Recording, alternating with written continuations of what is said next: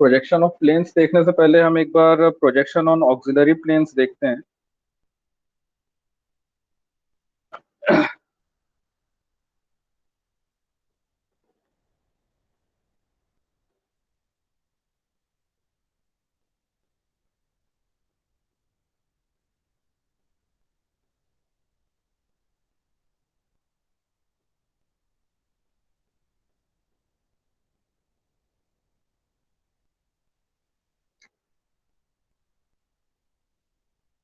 तो बेसिकली हम यहाँ पे दो तरह के ऑक्सिलरी प्लेन्स देखेंगे। पहला है ऑक्सिलरी वर्टिकल प्लेन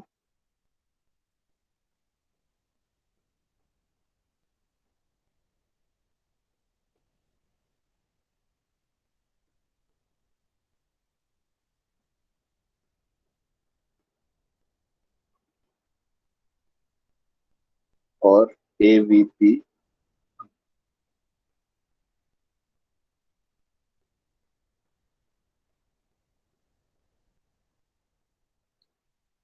दूसरा ऑक्सिलरी इंक्लाइन प्लेन।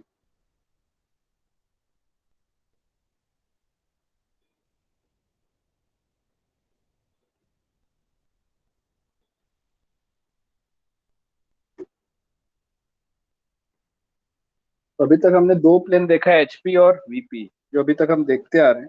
ठीक है, ये अगर एक्स वाई लाइन है, ऊपर हम वर्टिकल प्लेन कंसिडर कर रहे हैं फर्स्ट एंगल प्रोजेक्शन में, नीचे हम हॉरिजॉन्टल प्रोजेक्शन कंसिडर कर रहे हैं। अब इसके अलावा अगर हमको तीसरा प्लेन चाहिए, जैसे हमको मान लो किसी दूसरे एंगल से देखना है। ये तो हो गया अगर तुम किसी चीज को सामने से देख रहे हो या ऊपर से देख रहे हो। मान लो कुछ एंगल बना के देख रहे हो, थोड़ा तिरछा होकर के देख रहे हो, या साइड से देखने की कोशिश कर रहे हो। ठीक है, उन चीजों के लिए हम ऑक्सिलरी इंक्लाइंड प्लेन कंसिडर करते हैं। ये कुछ इस तरह का होता है। सपोज करो तुमने एक पॉइंट ड्रॉ किया, ये आपका पी डैश हो गया और ये पी, सपोज करो पी पॉइंट है। ठीक है, ये तो तुम्हारा वीपी और एचपी पे आ गया। इसके अलावा अगर तुमसे कहा जाए कि किसी और एक प्लेन में, सपोज करो फॉर एग्जांपल मैं ले रहा हूँ, ऑक्सिलरी वर्टिकल प्लेन में कुछ ड्रॉ करने को कहा गया, तो ऑक्सिलरी वर्टिकल प्लेन में आपको लिखा हुआ होगा कि ये प्लेन कितने एंगल बनाता है। सपोज करो थीटा एंगल पे आपको दिया हुआ है, इस प्लेन पे आप इसको प्रोजेक्ट करो। तो उस केस में हम क्या करते हैं, इस पॉइंट से ठीक इस प्लेन के परपेंडिकुलर एक लाइन खींचते हैं। इस तरह का हो गया, सपोज करो ये ऐसा। ठीक है, तो इसके परपेंडिकुलर हम एक लाइन खींचेंगे। फिर यहाँ पे आपका पी वन डैश आएगा।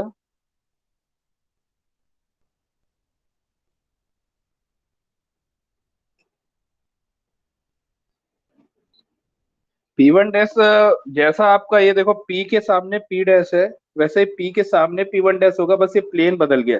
अभी तुम्हारा एक्स वन वाई वन दूसरा प्लेन हो गया है किसी एंगल पे। ठीक है, तो अगर मैं किसी और एंगल से खींचूं तो अब मैं एचपी के जस्ट ऑपोजिट ही बना रहा हूं, तो ये भी एक वर्टिकल प्लेन है एक तरह से, लेकिन इसको हम बोलते हैं ऑक्सिलरी वर्टिकल प्लेन या एवीपी, क्योंकि हम इसका स्ट्रेट लाइन में नहीं, किसी एंगल पे इसको प्रोजेक्ट कर रहे हैं। तो पी के सामने पी डैश हुआ, तो जैसे इसके परपेंडिकुलर लाइन पे ही ये होता है, इस प्लेन के एक्स वन वाई वन के परपेंडिकुलर लाइन पे ही ये प्रोजेक्ट होगा, लेकिन जो यहाँ से यहाँ का डिस्टेंस होगा, मतलब इस पॉइंट से इस पॉइंट का जो डिस्टेंस होगा वो इक्वल होगा इस पॉइंट से इस पॉइंट का जो डिस्टेंस है वो। मतलब एक्चुअल वर्टिकल प्लेन में जो डिस्टेंस आता है पी डैश का, वही डिस्टेंस इसका ऑक्सिलरी वर्टिकल प्लेन में भी होगा। बस ये इसके परपेंडिकुलर डायरेक्शन में, मतलब इस डायरेक्शन में आपको प्रोजेक्ट किया जाएगा। ठीक है, इतना सा ही अंतर है। आपको अगर प्रोजेक्ट करना कहा गया है कि किसी भी ऑक्सिलरी वर्टिकल प्लेन पे प्रोजेक्ट करना है, तो आप एक एंगल बना करके उस प्लेन को ड्रॉ करिए, और ठीक एचपी के अपोजिट ही रहेगा ये भी। बस इसका जो डिस्टेंस है आपको, अभी अगर मैं इसको मिटा दूं, ठीक है, आपको कहा जाए कि इसको आप ऑक्सिलरी वर्टिकल प्लेन पे भी प्रोजेक्ट करो, एंगल दिया हुआ है एक थीटा एंगल पे ये प्लेन है। क्या करना है आपको, एक्स वन वाई वन, ये एक्स वन वाई वन आपकी लाइन है, इसके ठीक परपेंडिकुलर एक लाइन खींचना है। ठीक है, अब इसी लाइन पे आपका पी डैश आएगा। डिस्टेंस जो होगा वो ये डिस्टेंस मेजर करो, जितना डिस्टेंस ये होगा वही डिस्टेंस आपको यहाँ से पी वन डैश का भी होना चाहिए। यही हो गया आपका ऑक्सिलरी वर्टिकल प्लेन। ठीक है, कुछ बुक के इमेजेस से मैं दिखाता हूँ इसको।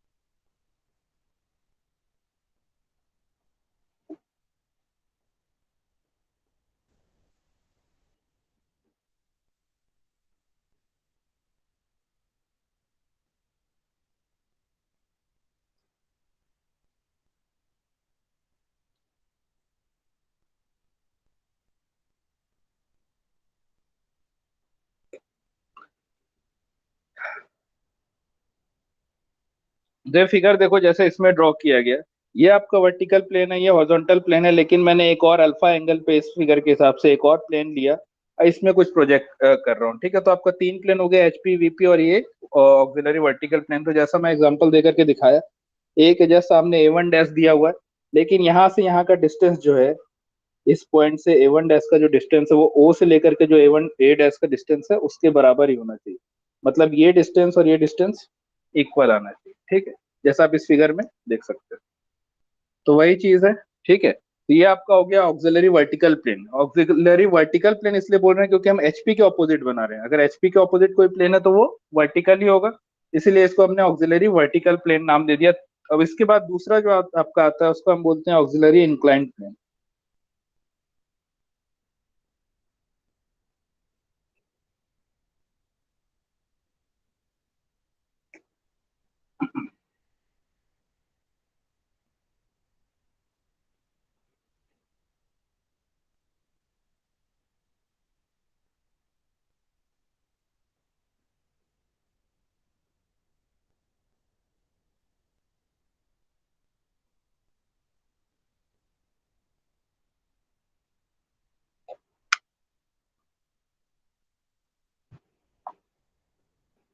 तो जैसा आपका ऑक्सिलरी वर्टिकल प्लेन था, ठीक वैसे ही ऑक्सिलरी इंक्लाइंड प्लेन भी है। डिफरेंस क्या है, ये बन रहा है आपके वर्टिकल प्लेन के ऑपोजिट।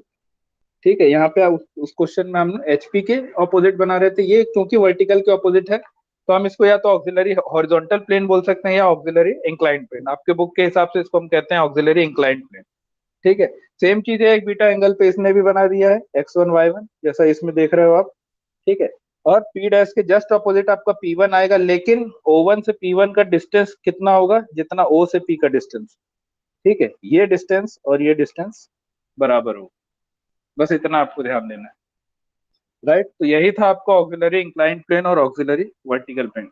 चलिए हम आगे बढ़ते हैं अब, प्रोजेक्शन ऑफ प्लेन्स। अच्छा, एक और चीज है, ऑक्सिलरी इंक्लाइंड प्लेन में ही या ऑक्सिलरी वर्टिकल प्लेन में ही एक और सब एक और कैटेगरी आती है जिसको हम बोलते हैं परपेंडिकुलर प्लेन। परपेंडिकुलर प्लेन का यूज होता है साइड व्यूज में। सपोज करो तुम लेफ्ट साइड से देख रहे हो या राइट साइड से देख रहे हो, उस केस में हमको क्या करना है।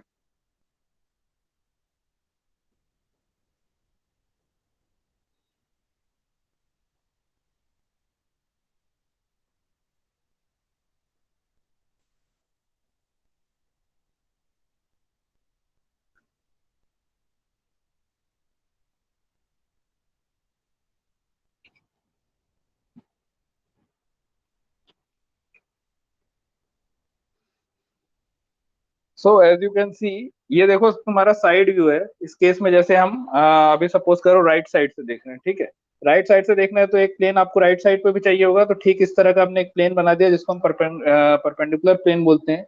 ये आपका एक्स वाई प्लेन के एग्जैक्टली 90 डिग्री पे रहता है, x1 y1, और कोई डिफरेंस नहीं है। फिर बाकी वही काम करना आपको, ए डैश के अपोजिट में ए वन रहेगा, लेकिन जीरो से ए का जो डिस्टेंस है वही जी ओ वन से ए वन डैश का डिस्टेंस, मतलब ये और ये इक्वल रहेंगे। तो बस वो जो हम पहले डिस्कस कर रहे थे ना, किसी भी एंगल पे हो सकता है, बीटा पे, या इस क्वेश्चन में हमने जैसे देखा अल्फा पे। सिमिलरली ये वाला भी एक प्लेन है जिसको हम परपेंडिकुलर प्लेन बोलते हैं, इसका एंगल आपका 90 डिग्री रहता है। ठीक है, बस। तो ये दो तरह का प्लेन है आपके पास, auxiliary vertical plane, auxiliary inclined plane. Auxiliary inclined plane में सब कैटेगरी में आपका आ जाता है प्रिंसिपल प्लेन। ठीक है, तो अगर क्वेश्चन में आपको एक्स वाई की जगह किसी और पे भी बनाने कहा जाए तो आप पहले हॉरिजॉन्टल और वर्टिकल पे प्रोजेक्ट कर लो, फिर एक ऐसा लाइन खींच लो। ठीक है, फिर ए डैश के सामने ही आपको ए वन बनाना, जितने भी पॉइंट्स आपने प्लॉट किए हैं इस साइड वीपी पे, ठीक उसके सामने से खींचते चले जाओ, और डिस्टेंस यहाँ से मेजर करो, जो जो डिस्टेंस है यहाँ पे करके आप यहाँ पे भी पॉइंट्स मार्क कर सकते हो। ठीक है, यहाँ पे जैसे एक पॉइंट का दिखाया है, वैसे कितने भी पॉइंट्स हो आप सबको करके वैसे ही कर सकते हो।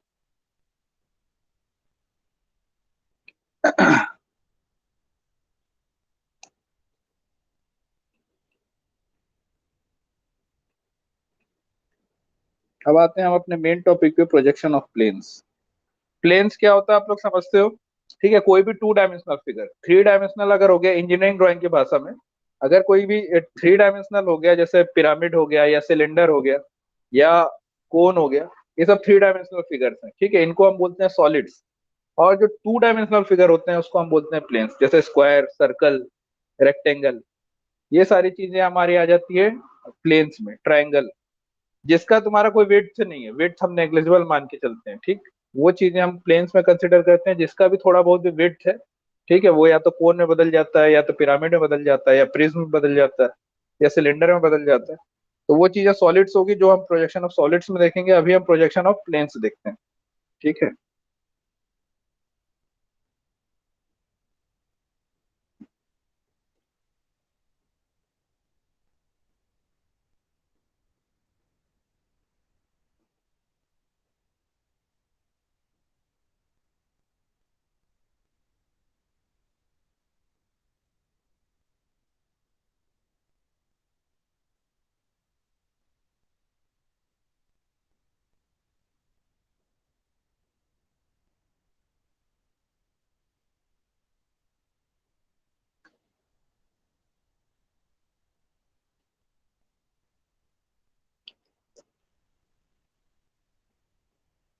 तो जैसा कि ये फिगर आप देख सकते हो, ये हमारे पास एक स्क्वायर है जो कि तुम्हारे वर्टिकल प्लेन के परपेंडिकुलर है और हॉरिजॉन्टल प्लेन के भी परपेंडिकुलर। ये तुम्हारा हॉरिजॉन्टल प्लेन है, इसके भी परपेंडिकुलर रखा हुआ है, और वर्टिकल प्लेन के भी परपेंडिकुलर रखा हुआ है।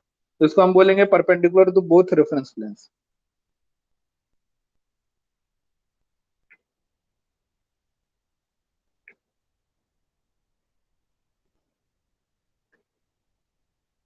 तो जैसा फिगर में देख सकते हो, अगर दोनों ही प्लेन के परपेंडिकुलर हो गया, यानी कि वीपी और एचपी दोनों के परपेंडिकुलर हो गया, उस केस में तुमको सामने से क्या दिखेगा?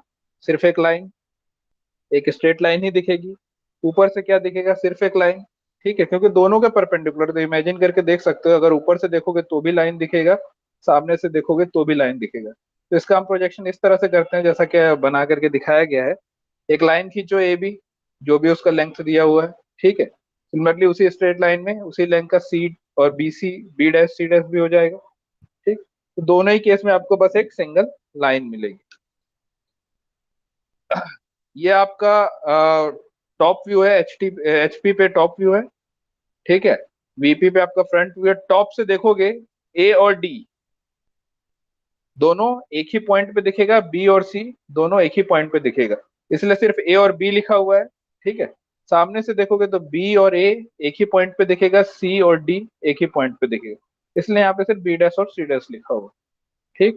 तो इस तरह से आपको अगर कहा जाए कि एक प्लेन है, वो दोनों ही उससे वर्टिकल प्लेन से और हॉरिजॉन्टल प्लेन से परपेंडिकुलर रखा हुआ है, तो इमेजिन करके आप सोच सकते हो कि दोनों ही केस में मुझे एक स्ट्रेट लाइन दिखेगा, तो आपको इस तरह से प्रोजेक्ट करना है, ठीक है। सेकंड केस देखते हैं हम, perpendicular to one plane and parallel to other. अभी दोनों से परपेंडिकुलर था, अभी दूसरा केस जो हो गया आपका।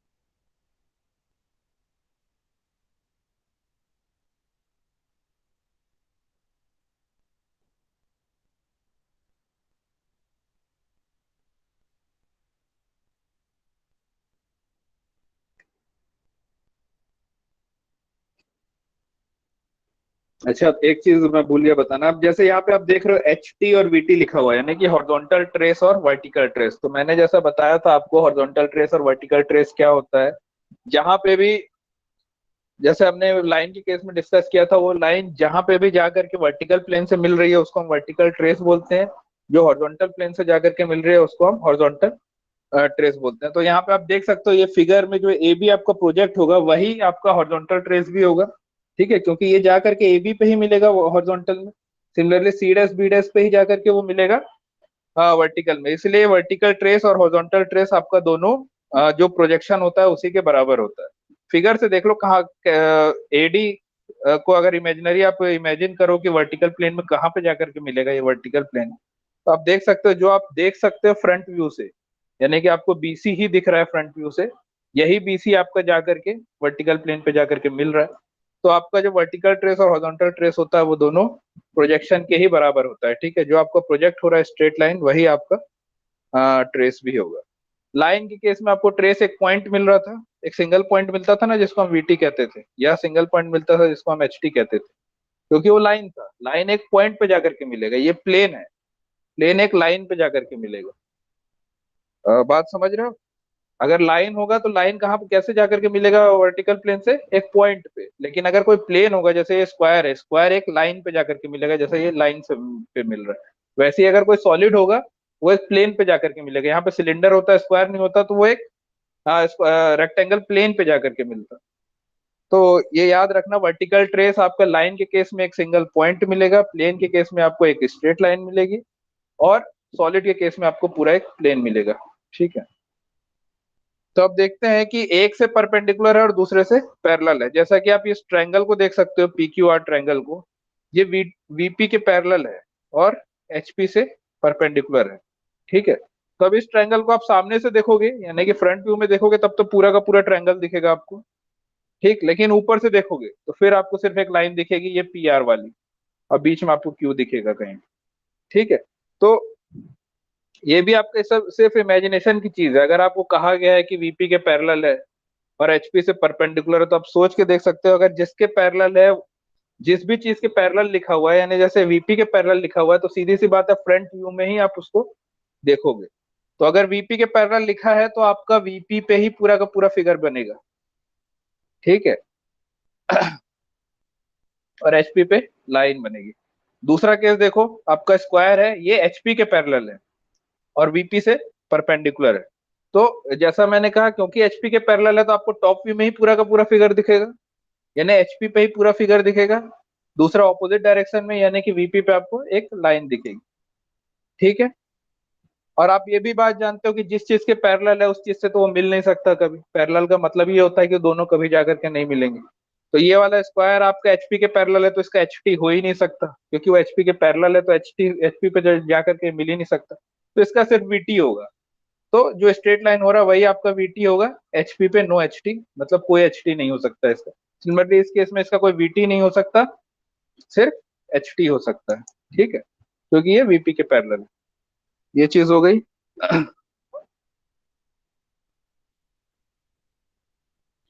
अब तीसरा आता है perpendicular to one plane and inclined to other.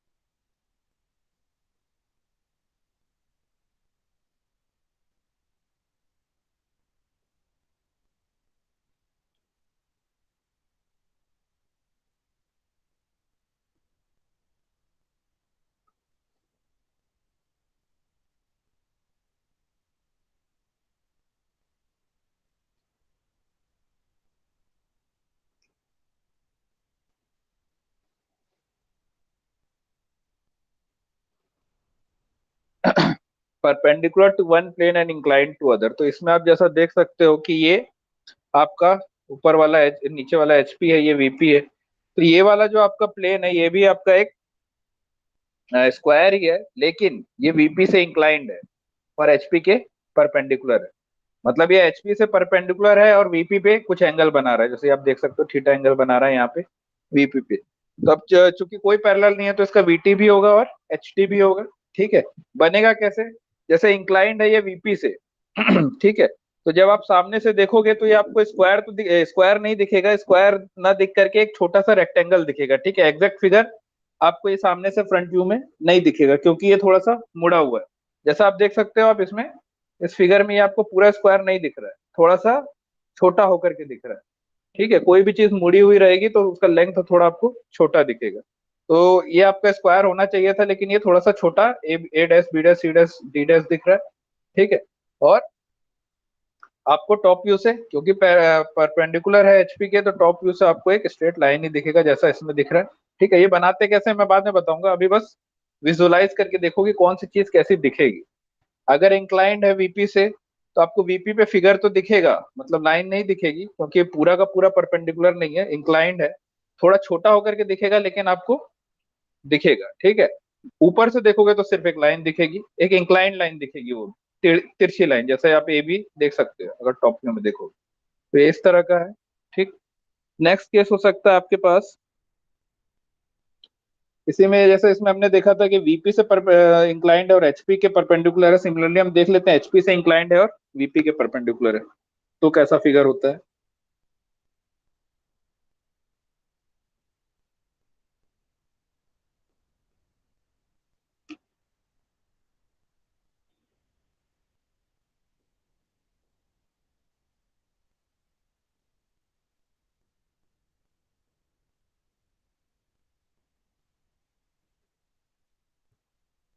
तो इस फिगर में जैसा आप लोग देख सकते हैं, यहाँ पे आपका एचपी से इंक्लाइंड है और वीपी के परपेंडिकुलर है।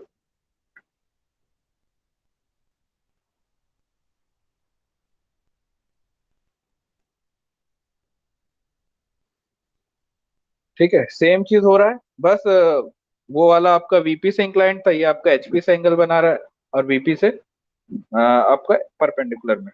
ठीक है, तो आपको एच टी और वीटी दोनों दिखेगा, लेकिन थोड़ा सा छोटा आपको दिखेगा टॉप व्यू में, और फ्रंट व्यू में एक इंक्लाइंड लाइन दिखेगी। ठीक है, एच टी और वीटी कैसे होता है, देखो जो आपको इंक्लाइंड लाइन मिली है उसको और आगे ले जा करके एक्स वाई पे ज्वाइन करो, इसको ऊपर ले जाओ फिर परपेंडिकुलर करके, और यहाँ से जहां पे भी मीट कर रहा है वो वाला आपका वीटी हो जाता है। और एच टी तो जो जहां पे भी स्ट्रेट लाइन बन रहा है आपका प्रोजेक्शन में, अगर सिर्फ स्ट्रेट लाइन बन रहा है तो वही एच टी है वही वीटी है, जो भी स्ट्रेट लाइन बन रहा है उसको आप डायरेक्टली लिख सकते हो कि वो एचपी है या वीटी है। यहाँ पे क्योंकि फिगर बन रहा है तो आपको इसको प्रोजेक्ट करना पड़ेगा, एक्स वाई लाइन पर प्रोजेक्ट करो, जो पॉइंट मिला वहां से परपेंडिकुलर ड्रॉ करो, और ये जहां पे भी मीट करेगा वही आपका वीटी हो जाएगा। ठीक है,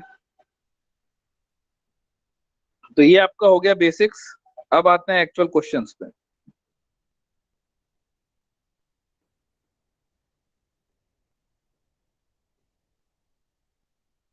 प्रॉब्लम 12.2।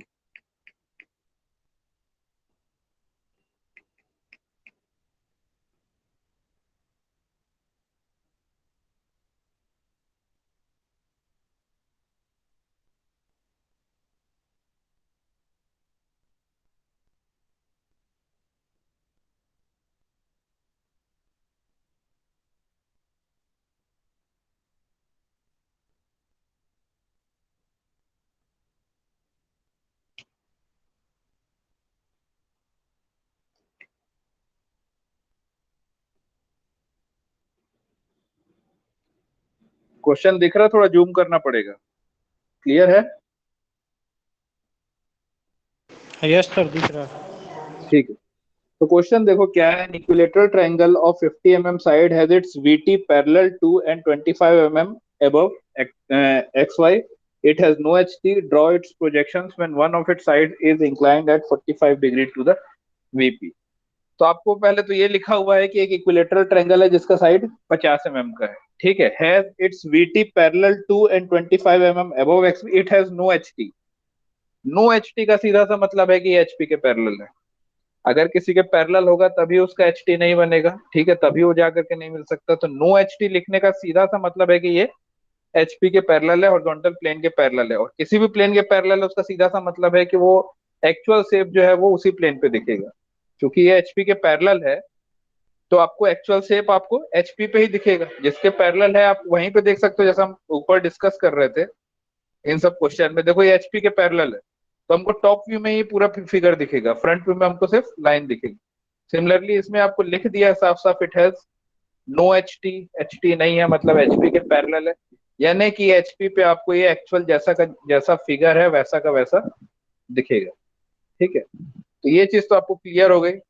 ये क्लियर हो गया, मतलब सबसे पहला काम आपको करना है कि आपको जो ट्रायंगल दिया हुआ है वो एचपी पे एज इट इज बना दो। ठीक है, तो आपको लिखा हुआ एक ट्रायंगल है जो 50 mm साइड है, its VT parallel to and 25 mm above XP. चलो अभी इसका कोई जरूरत नहीं है, Draw its projection when one of its side is inclined at 45 degree to the VP. One of its side is inclined at 45 degree to the VP. क्या करोगे? एक लाइन खींचोगे, जैसा इसमें खींचा हुआ है, एक्स वाई लाइन से 45 डिग्री का लाइन बनाओ। ठीक है, इस लाइन में 50 mm का साइड ले लो एसी, ये एसी का लेंथ ले लो 50 mm इसी लाइन में। ठीक है, फिर सी से बी ले लो 50 mm। ये एंगल आपका 60 डिग्री होना चाहिए, पता है आपको, क्योंकि इक्विलेटरल ट्रायंगल है, हर एंगल इक्विलेटरल ट्रायंगल का 60 होता है। यहाँ से एक 60 डिग्री का एंगल खींचो, बीसी भी 50 ले लो। ठीक है, फिर ए बी को मिला लो, तो आपको जो ट्रायंगल कहा गया है वो बन जाएगा। यहाँ तक सब ड्रॉ कर लोगे। पहली चीज जो आपको क्वेश्चन से पता चल गई कि ये एचपी के पैरेलल है, मतलब मेरे को एचपी पे जैसा फिगर दिया वैसा का वैसा एग्जैक्ट बना देना, कोई दिमाग नहीं ना। फिगर मुझे क्या दिया हुआ है, एक ट्रायंगल है, 50 mm साइड है, और उसका एक साइड जो है वो 45 डिग्री इंक्लाइंड है। ठीक है, तो वो काम मैंने कर दिया, 45 डिग्री एक साइड को, एसी साइड को इंक्लाइन कर दिया, 60 डिग्री एंगल लेकर के एक और साइड बना दिया 50 का, ट्रायंगल कंप्लीट कर लिया मेरा। टॉप व्यू का काम हो गया। अब मुझे दिमाग लगाना है फ्रंट व्यू में। और फ्रंट व्यू में लिखा हुआ है has its VT parallel to and 25 mm above X Y. ठीक है, तो आपको पता है अगर स्ट्रेट लाइन बनता है तो वही वीटी है, वही फ्रंट व्यू है। ठीक, तो आप इसके 25 mm above X Y line,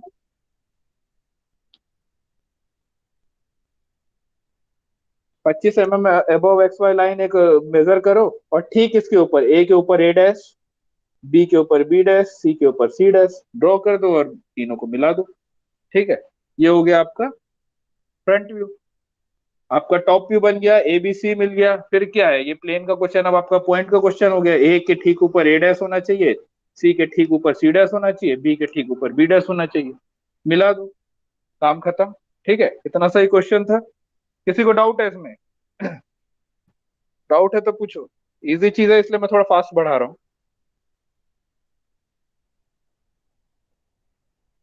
पूछो, शर्माओ मत, अगर किसी को नहीं समझ में आया तो पूछ लो। ठीक है, नहीं तो मैं नेक्स्ट क्वेश्चन पे बढ़ता हूँ। चलिए फिर नेक्स्ट क्वेश्चन पे बढ़ते हैं। ये समझ में आ गया आपको? जैसे जैसे क्वेश्चन देखते जाओगे आपको क्लियर होता चला जाएगा।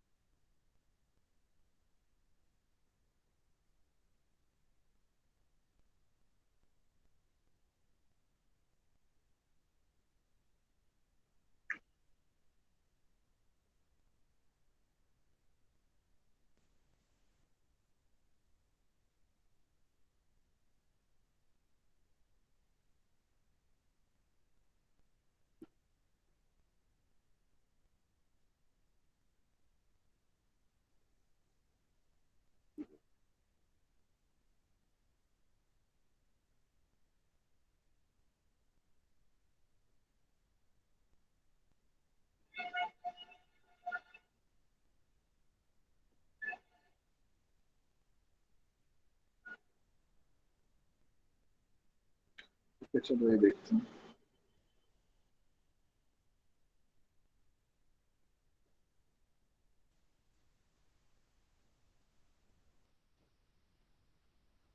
ये है प्रॉब्लम आपका 12.5।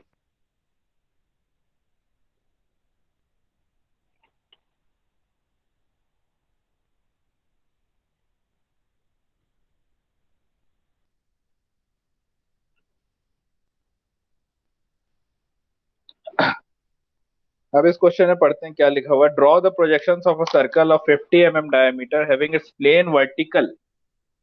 एक सर्कल है जिसका प्लेन वर्टिकल है, यानी कि वीपी के पैरेलल है, सीधी सी बात है। ठीक है, वर्टिकल है मतलब वीपी के पैरेलल है, मतलब आपको फ्रंट व्यू में वो पूरा का पूरा सर्कल दिखेगा। And inclined at 30 degree to the VP. ठीक है, its centre is 30 mm above the HP and 20 mm in front of the VP, so also its traces। तो आपको लिखा हुआ है कि एक सर्कल है जिसका 50 mm डायमीटर है, having its plane vertical and inclined at 30 degree to the VP. पैरेलल नहीं है, ये वर्टिकल है लेकिन इंक्लाइन बना रहा है वीपी से। ठीक है, चलो कोई बात नहीं। It's centre is 30 mm above the HP and 20 mm in front of the VP, so also its traces। तो आप इस लाइन पे ध्यान दो, its centre is 30 mm above the HP and 20 mm in front of the V. Simple point का question है ये। Circle का सेंटर क्या होगा, एक पॉइंट होगा। पॉइंट का आपको लोकेशन दिया हुआ है 30 mm above HP, above HP मतलब 30 mm आपको ऊपर बनाना है वीपी पे, जैसा आप इस फिगर में देख सकते हो।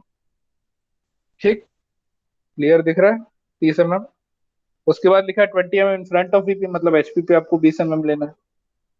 ठीक, तो ये पॉइंट ओ आपका आ गया, ओ और ओ डैश। ये आपका सर्कल का सेंटर है। ठीक, एक 20 mm नीचे है, एक 30 mm ऊपर है, ओ डैश और ओ। ये चीज आ गई। दूसरा आपको बोलता है एक सर्कल है जिसका डायमीटर 50 mm है। 50 mm डायमीटर का मतलब हो गया, रेडियस हो गया आपका 25 mm का। आपको राउंडर लेना है, 25 mm मेजर करना है और इस ओ डैश से सर्कल पूरा करना है। ठीक है। अभी यहाँ पे देखो लिखा हुआ है इंक्लाइन एट 30 डिग्री। अगर इंक्लाइंड है इसका सीधा सा मतलब है कि एक्चुअल सर्कल नहीं दिखेगा, सर्कल थोड़ा सा छोटा हो जाएगा क्योंकि ये थोड़ा सा मुड़ा हुआ है 30 डिग्री, ये वीपी पे मुड़ा हुआ है। लेकिन फिलहाल 30 डिग्री बनाने के लिए तुम ये मान के चलो कि अभी पैरेलल है। जिस किसी के भी इंक्लाइंट दिया हुआ है, जैसे वीपी के इंक्लाइंट दिया हुआ है, तो ये मानो पहले के वीपी के पैरेलल है। पहले पैरेलल मान के बना लो, बाद में उसको मोड़ दो। ठीक, तो अभी हम ये नहीं मानते कि 30 डिग्री मुड़ा हुआ, अभी हम मानते हैं कि पूरा का पूरा वीपी के पैरेलल ही, वीपी के पैरेलल है, मतलब ये एक्चुअल सर्कल बनेगा। तो यहाँ से ओ डैश से सेंटर लेकर के इसका टोटल आप जो सर्कल है 25 mm रेडियस लेकर के ड्रॉ कर लो। ठीक, ये हो गया आपका फ्रंट व्यू। अब आपको क्या करना है, जैसे आप सर्कल ड्रॉ कर लेते हो, थोड़ा नीचे बताता हूँ मैं। सर्कल जैसे तुम ड्रॉ कर लेते हो, ये सर्कल हो गया एक पॉइंट पे 25 mm रेडियस लेकर के ड्रॉ कर लिए। ठीक है, 25 mm इसका रेडियस दिया हुआ है। उसके बाद तुमको इसको 12 इक्वल पार्ट्स में डिवाइड करना होता है। ठीक,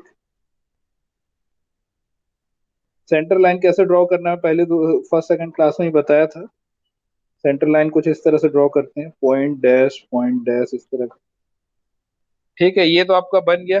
जब ड्रॉ करोगे तो ये आपको 4 पॉइंट तो ऐसे ही मिल जाएगा, 4 भाग में तो ये ऐसे ही डिवाइड हो जाता है।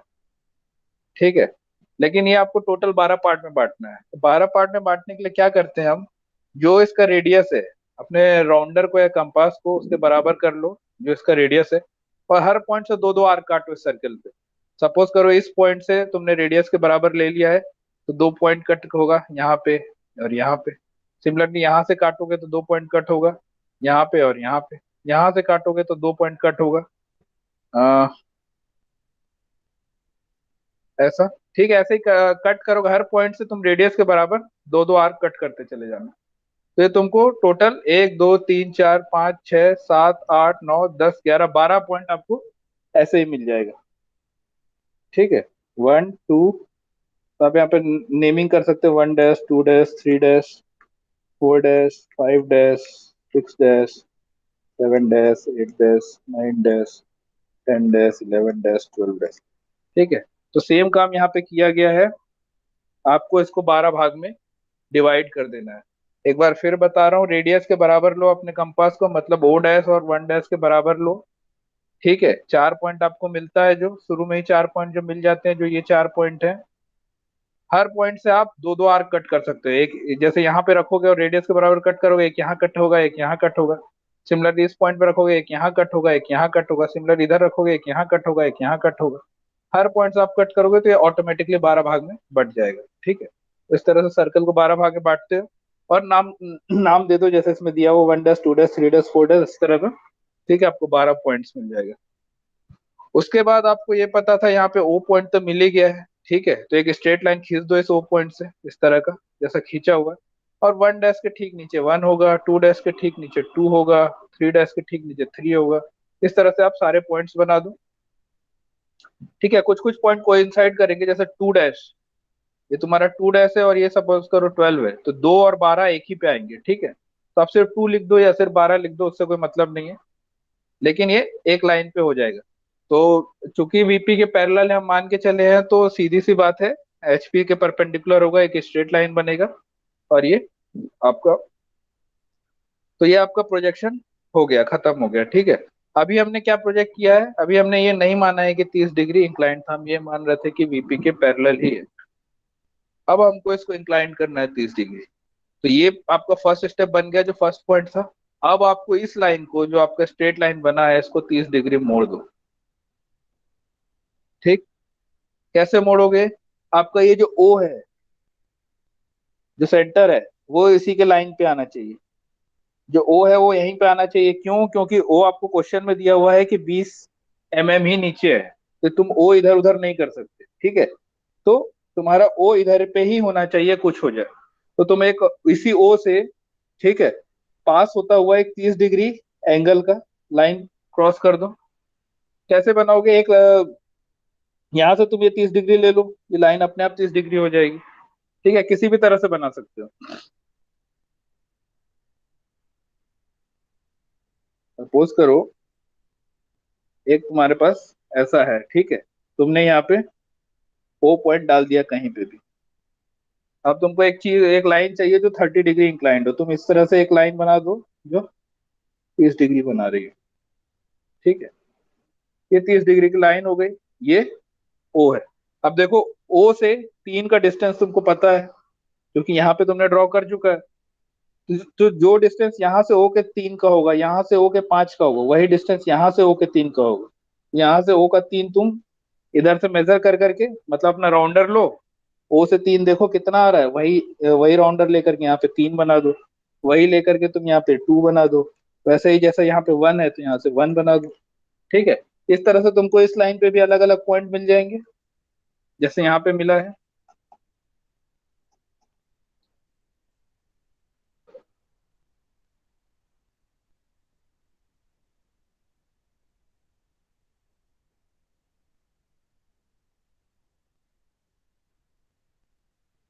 सारे पॉइंट्स मिल गए इस लाइन पे ही। लाइन तुमने 30 डिग्री इंक्लाइन कर दिया, उसके सारे पॉइंट बना दिए। जैसा जैसा पॉइंट ये है, जितना डिस्टेंस ओ से 3 का था, उतना ही डिस्टेंस यहाँ पे भी सारे करके जो पॉइंट यहाँ पे आया वही पॉइंट यहाँ पे आ गया। अब कुछ नहीं करना है। यहाँ पे देखो तुमको एक साथ मिला है, एक साथ इधर है, एक 7 डैश इधर है। यहाँ से वर्टिकल खींचो, 7 डैश से हॉरिजॉन्टल खींचो, जहां मीट हो रहा है वो तुम्हारा 7 1 डैश हो जाएगा। सर नीचे वाला फिर से बता दीजिए सर। नीचे वाला फिर से बता देता हूँ। एंड वाला। कौन सा? हाँ, इंक्लाइंड वाला। सर्कल बन गया। ठीक है, इसको 12 भाग में बांट लिए। 1 2 3 4 5 6 7 8 9 10 11 12। इतना समझ में आया कि नहीं? ये तो बना लोगे। Yes sir. बस ये ध्यान रखना, सेंटर को तुम्हारा दिया हुआ ये 30 mm है, तो वो पहले 30 mm लेकर के सर्कल बना लो। ठीक है, उसके बाद तुम्हारा दूसरा वो दिया हुआ है यहाँ पे, जो कि 20 mm पे है। ये 30 था, यहाँ पे 20 mm पे, तो दूसरा तुम्हारा ओ डैश यहाँ पे आया हुआ है। ठीक है, अब तुमको यहाँ से एक स्ट्रेट लाइन खींचना है। राइट। अब देखो 1 के नीचे 1 डैश आएगा, जो काम हमेशा से करते आ रहे हो। सिमिलरली ये 12 है तुम्हारा, 2 और 12 एक में आएगा। यहाँ पे तुम्हारा आएगा 2 डैश और 12 डैश। सिमिलरली 3 और 11 एक साथ आएगा। यहाँ पे तुम्हारे पास आएगा 3 डैश और 11 डैश। 4 और 10 एक साथ आएगा। 4 10 और ओ तीनों एक लाइन में आएंगे, 4 O 10। ठीक है, तो ये ओ डैश तो है ही, 4 डैश भी यहीं पे आएगा, 10 डैश भी यहीं पे आएगा। वैसे ही यहाँ पे तुम्हारा 5 और 9 आ जाएगा, 5 डैश 9 डैश। 6 और 8 आ जाएगा, 6 डैश और 8 डैश। और यहाँ पे तुम्हारा 7 डैश आ जाएगा। ये बना लोगे जैसा इसमें किया हुआ है। इससे देखो वही काम किया है ना। सर्कल बनाया, नीचे प्रोजेक्ट कर दिया। 1 के नीचे 1 डैश आएगा, 2 और 12 के नीचे 2 डैश 12 डैश आएगा, 3 डैश और 11 डैश के नीचे 3 और 11 के नीचे 3 डैश 11 डैश आएगा। सब एक ही लाइन में आना चाहिए। लेकिन इतना क्लियर हुआ? Yes sir. बोलते? ठीक है। अब देखो क्या करना है तुमको, इसी लाइन को और आगे बढ़ा दो, और यहाँ पे कोई भी पॉइंट ले लो एक और। क्योंकि ये 20 होना चाहिए, तो ये मेरे को मेंटेन करना पड़ेगा, सेंटर तो 20 आना ही रहना ही चाहिए, तो ये मैंने इसी लाइन पे 20 ले लिया। ठीक है,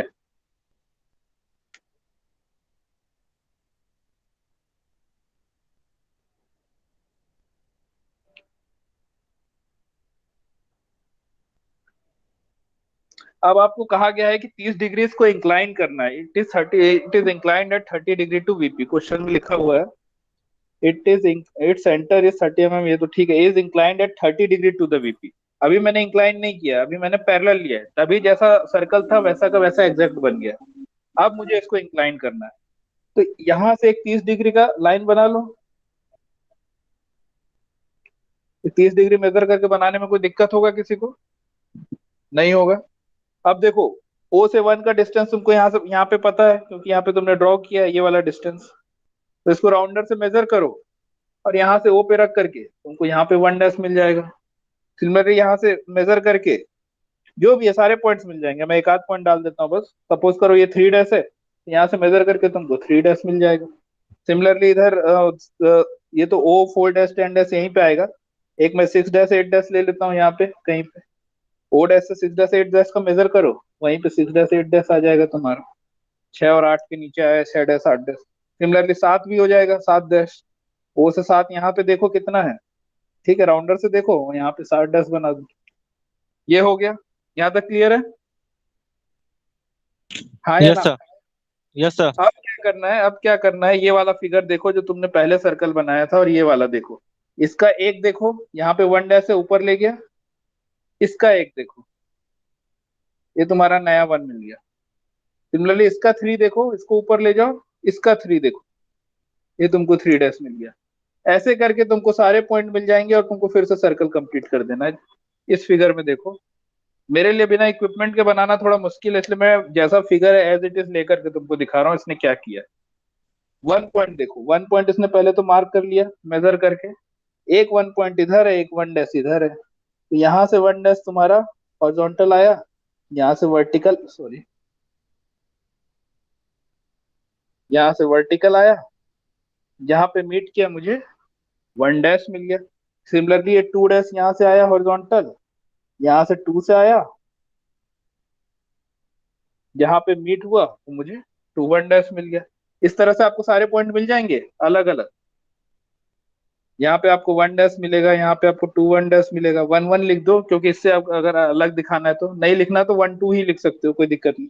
similarly 3 dash 4 dash 5 dash 6 dash 7 dash 8 dash 9 dash 10 dash 11 dash. इस तरह का सारा पॉइंट मिल जाएगा, तो मिलाओगे हॉरिजॉन्टल और वर्टिकल को। ये 1 का तुमने हॉरिजॉन्टल खींचा, ये 1 का तुमने वर्टिकल खींचा, जहां पे मिला वो 1 डैश हो गया। सिमिलरली यहाँ पे 2 है, यहाँ पे भी 2 है, इससे हॉरिजॉन्टल खींचा, यहाँ से वर्टिकल खींचा, यहाँ पे मिला वो 2 डैश हो गया। जब तुमको सारे पॉइंट मिल जाएंगे, फ्री हैंड इसको मिला दो इस तरह से, जैसे ये मिला हुआ है।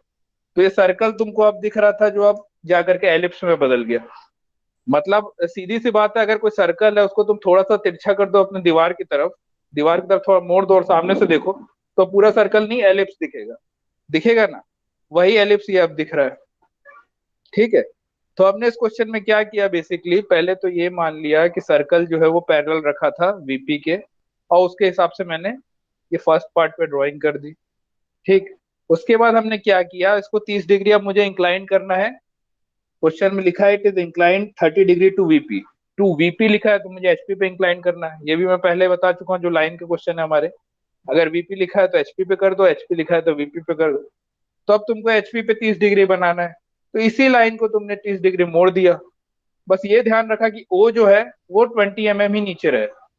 ओ तुम इधर उधर नहीं कर सकते, ठीक है? नहीं तो मैं इधर से भी लाइन बना देता, लेकिन ओ यहीं का यहीं आना चाहिए। तो ठीक है, वो अब तुम्हारे पास बन गया, 30 डिग्री की लाइन हो गई। तो बाकी लाइन, बाकी फिगर कंप्लीट कर दो इस लाइन के हिसाब से। जैसा जैसा डिस्टेंस पे पॉइंट यहाँ पे आया हुआ है, वही वही डिस्टेंस पे पॉइंट यहाँ पे डाल दो। उसके बाद कुछ नहीं करना, हर पॉइंट से तुमको वर्टिकल हॉरिजॉन्टल वर्टिकल हॉरिजॉन्टल इस तरह से खींचते चले जाओगे। वर्टिकल हॉरिजॉन्टल अलग अलग पॉइंट मिलता चला जाएगा, जोड़ दोगे, तुमको ये फाइनल फ्रंट व्यू मिल जाएगा, और फाइनल टॉप व्यू मिल जाएगा। ठीक है, ये तुम्हारा एच टी हो गया। जो भी स्ट्रेट लाइन होता है वो एच टी या वीटी होता है, जैसा मैंने पहले बताया। स्ट्रेट लाइन है मतलब यही एच टी है। अभी क्लियर हुआ? हाँ या ना? यस सर, हो गया। ठीक है, बना के देखोगे और अच्छे से क्लियर हो जाएगा। ठीक है, तो इसको ड्रॉ करना, समझ में आ जाएगा। नेक्स्ट क्वेश्चन पे बढ़ते हैं।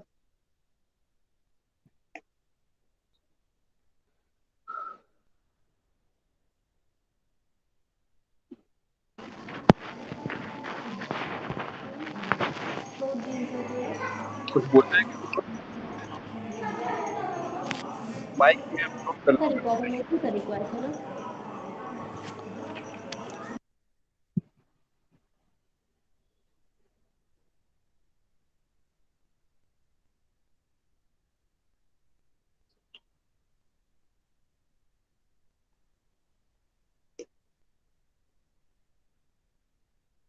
वैसे एक और क्वेश्चन है 12.6। A square ABCD 50 mm side has its corner A in the HP. ठीक है, its diagonal AC inclined at 30 degree to the HP and the diagonal BD inclined at 45 degree to the VP and parallel to the HP. Draw its projection. ठीक है, अभी आपको लिखा हुआ है कि ये एक ऐसा क्वेश्चन है जो दोनों से इंक्लाइन कर दिया एक तरह से। ठीक है, तो क्वेश्चन देखो क्या बोल रहा है। Square ABCD of 50 mm side has its corner A in the HP. In the HP लिखा है मतलब ए डैश आपका लाइन पे ही आएगा। ठीक है, इन द एचपी मतलब इसका जो फ्रंट व्यू है यानी कि पॉइंट ए जो है वो लाइन पे ही आएगा। ये क्लियर हुआ। Its diagonal AC at 30 degree to the HP. ठीक है, 30 डिग्री टू द एचपी लिखा है मतलब वीपी पे मुझे उसको 30 डिग्री इंक्लाइन करना पड़ेगा। And diagonal BD inclined at 45 degree to the VP. VP लिखा है मतलब उसको मुझे एचपी पे इंक्लाइन करना पड़ेगा। तो चलो इस केस में हम, अगर आपको लिखा हुआ है कि दोनों से इंक्लाइंड है तो कंफ्यूज होने की जरूरत नहीं है, स्टेप बाय स्टेप करना है। पहले ये मान के चलो कि पैरेलल है। ठीक है, एचपी के ही पैरेलल है मान लो। शुरुआत में ये मान लो कि एचपी के पैरेलल है, क्योंकि लिखा हुआ है inclined at 30 degree to the HP, पहले एचपी से इंक्लिनेशन लिखा हुआ है। तुम उल्टा भी कर सकते हो, कोई दिक्कत नहीं। लेकिन अभी ऐसा कोई क्वेश्चन मिले जब एचपी से भी इंक्लाइंड है, वीपी से भी इंक्लाइंड है, तो शुरुआत ऐसा करो कि एचपी से अभी पैरेलल मान के चलते हैं।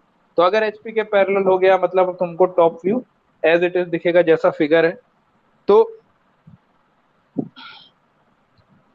अगर एक कॉर्नर अगर जमीन पे रखा हुआ है, इसके कहने का मतलब है has its corner A in the HP. अगर कोई स्क्वायर का सिर्फ एक कॉर्नर जमीन पे रखा हुआ है तो तुम समझ सकते हो कि वो डायमंड शेप का होगा, सीधी सी बात है। क्योंकि अगर पूरा का पूरा एक लाइन जमीन पे रखा होता तभी वो तुमको पूरा स्क्वायर दिख रहा होता। सिर्फ एक कॉर्नर अगर रखा हुआ है तो वो डायमंड शेप का दिखेगा। ठीक है, ये क्वेश्चन से पता चल रहा है। अब तुमको स्क्वायर दिया हुआ है 50 mm साइड का है, वो डायमंड शेप टाइप का स्क्वायर है, ये भी समझ में आ गया। तो तुमको एचपी के पैरेलल मान करके एज इट इज स्क्वायर बना देना है, एबीसीडी 50 mm साइड लेकर के। स्क्वायर बनाने में किसी को कोई दिक्कत नहीं होनी चाहिए। स्क्वायर बन जाएगा कि नहीं? हर एंगल 90 डिग्री होता है स्क्वायर का। ठीक है, एक लाइन खींचो, यहाँ से 45 डिग्री मेजर करो, यहाँ से 45 डिग्री मेजर करो। 50 mm दिया हुआ है, 50 mm पे पॉइंट मार्क कर दो। ये अगर ए है, यहाँ पे डी कर दो, यहाँ पे बी कर दो। ठीक है, अब उसके बाद डी से 50 mm पे एक आर्क कट कर लो, तुमको आखिरी पॉइंट मिल जाएगा ए बी सी डी। इस तरह से तुम्हारा ये टॉप व्यू कंप्लीट हो गया। एक बार फिर से बताता हूँ।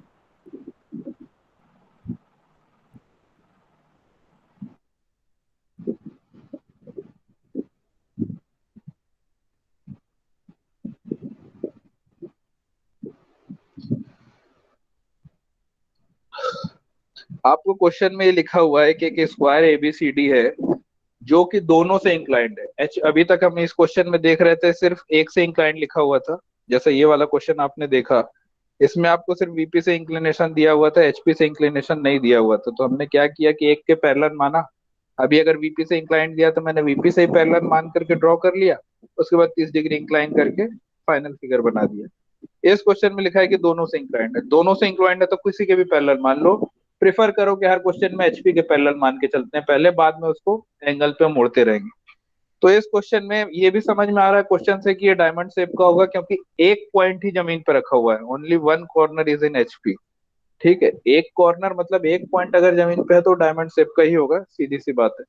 तो पहले तो स्क्वायर बना लो एचपी पे, जो भी लेंथ दिया हुआ है उसका। तो मैंने एचपी पे जो लेंथ दिया हुआ है उसका कोई भी एक लाइन खींचो, वहां से 45 डिग्री नाप करके, जो भी 50 mm इसका साइड दिया हुआ है 50 50 नाप करके स्क्वायर कंप्लीट कर लो, तो ये एबीसीडी तुमको स्क्वायर मिल गया।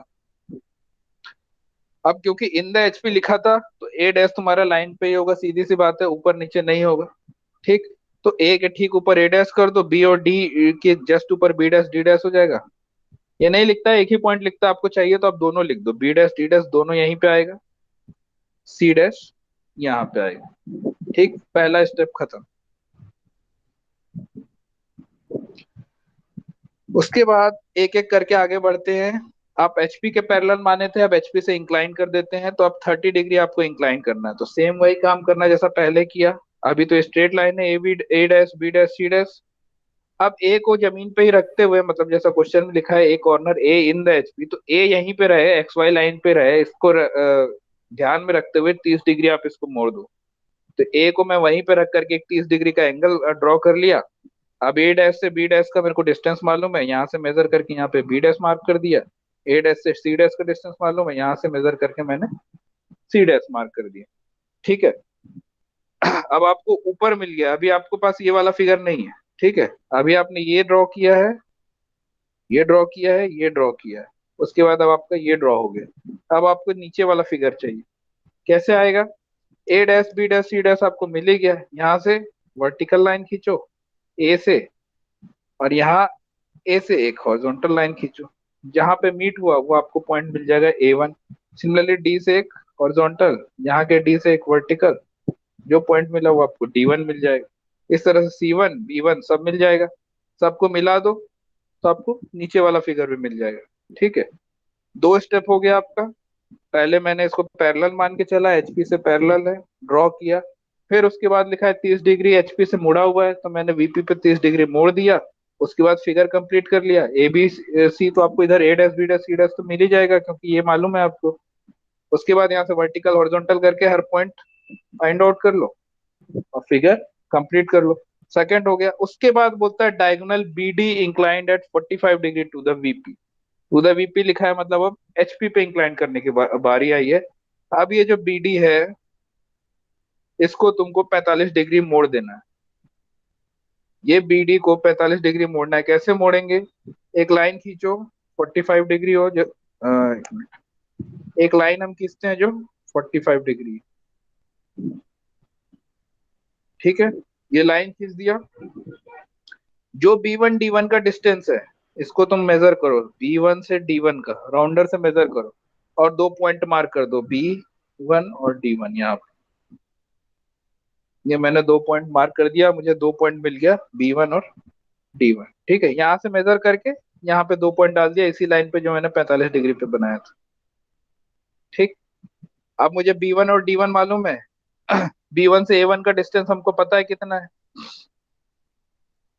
एक काम और करते हैं इस पे, B1 D1 के जस्ट परपेंडिकुलर एक और लाइन खींच देते हैं। ड्राफ्टर की मदद से, अभी ड्राफ्टर नहीं है तो प्रोटेक्टर की मदद से कैसे भी आप, सॉरी,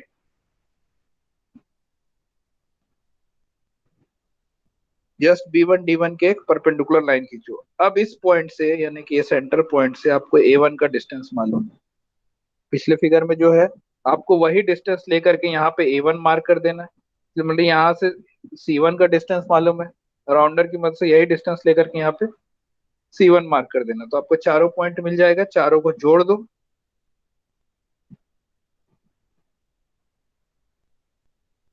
तो ये 45 डिग्री मुड़ गया आपका। पहले B1 D1 ऐसा था, अब ये आपको 45 डिग्री मोड़ करके फिगर कंप्लीट हो गया। कैसे मोड़े? पहले एक एंगल ले लिया 45 डिग्री का, यहाँ से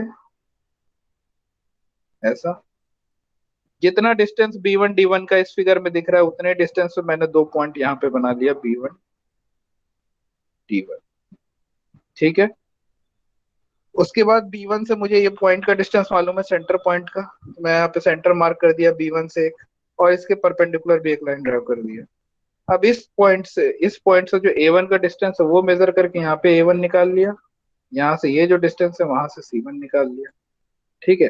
फिगर कंप्लीट कर दिए। ठीक वही चीज हुआ है यहाँ। ये फिगर कंप्लीट हो गया, अब हमको ये वाला फिगर बनाना है, ऊपर वाला।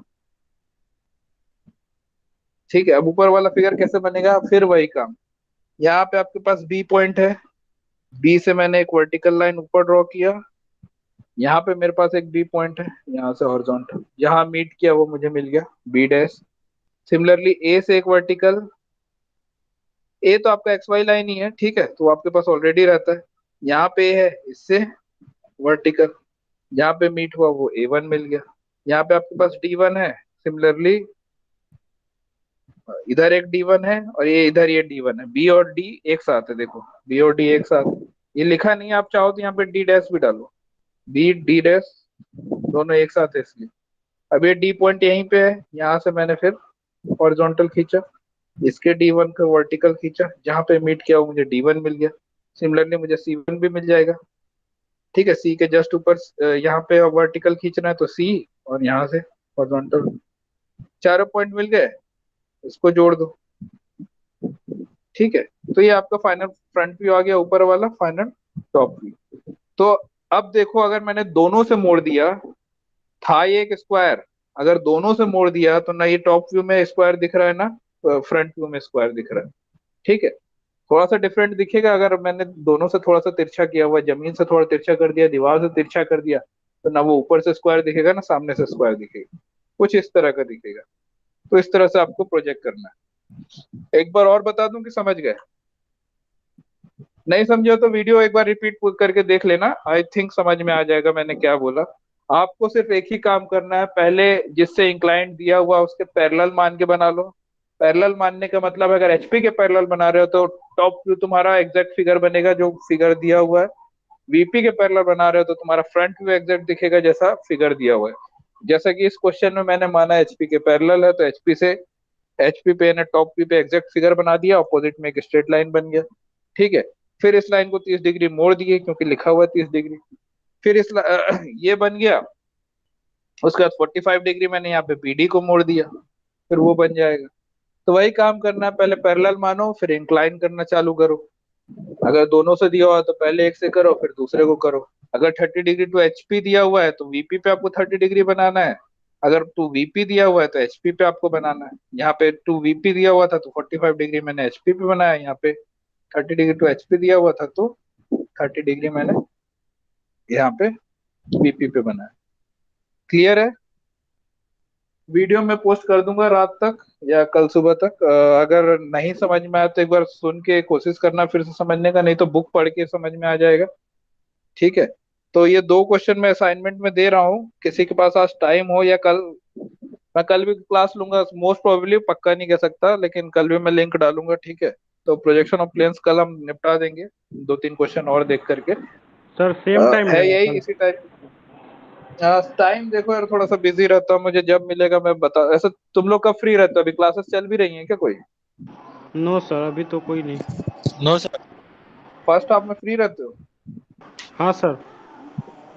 ठीक है, मैं कोशिश करूंगा कि सुबह सुबह ही ले लूँ, 10 बजे या 11 बजे। और भी क्लास रहती है मुझे मेरी मॉर्निंग में, तो उस हिसाब से मैं मैनेज करूंगा, लेकिन कोशिश करूंगा सुबह ले लूँ, नहीं तो 2 बजे या 3 बजे जैसा भी हो। सुबह ही बता दूंगा कितने बजे ले रहा हूँ, ठीक है। तो ये ड्रॉ करके देखो आज, 12.5 और 12.6, और दो क्वेश्चन कल डिस्कस कर लेते हैं, प्रोजेक्शन ऑफ प्लेन्स खत्म हो जाएगा उससे, ठीक है। तो आज एंड करते हैं। आपको लिंक मैंने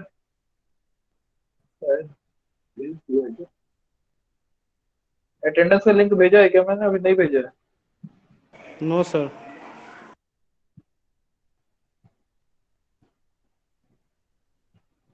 क्या अटेंडेंस बना लीजिए, लिंक सेंड कर दिया।